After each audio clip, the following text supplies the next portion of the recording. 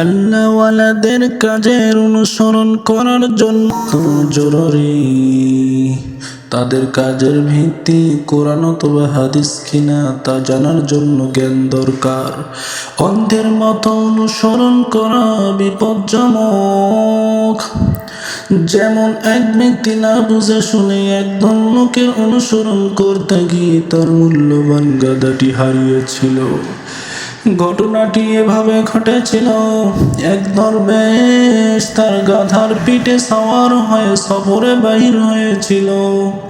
রাস্তায় রাত হয়ে গেল।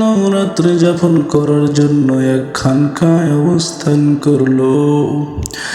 গাধাটি খানকার দরজায় বেঁধে রাখলো।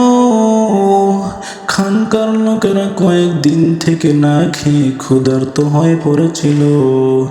তারা সুযোগ বুঝে গাধাটি খুলে নিয়ে বাজারে বিক্রি করে দিল। সেই টাকা দিয়ে গোস্ত বিরিয়ানি রান্না করে খুব মজা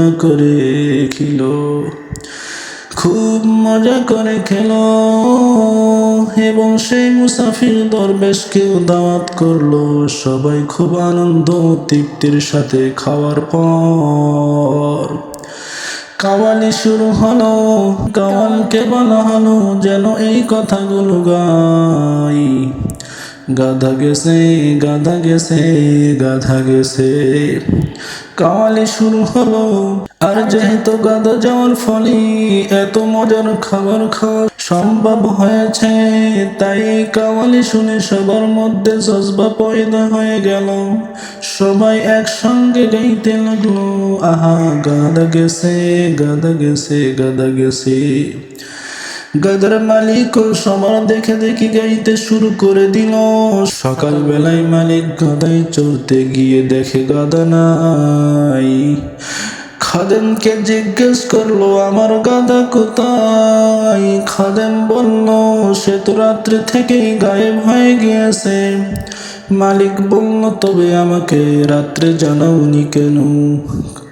খাদেম বলল, জানাতে গিয়েছিলাম, কিন্তু গিয়ে দেখি আপনি নিজেই বলছেন গাধা গেছে, গাধা গেছে। তাই আমি ভেবেছিলাম কাশফের মাধ্যমে আপনি গাধার খবর পেয়ে গিয়েছেন, তাই চুপচাপ ফিরে এসেছি।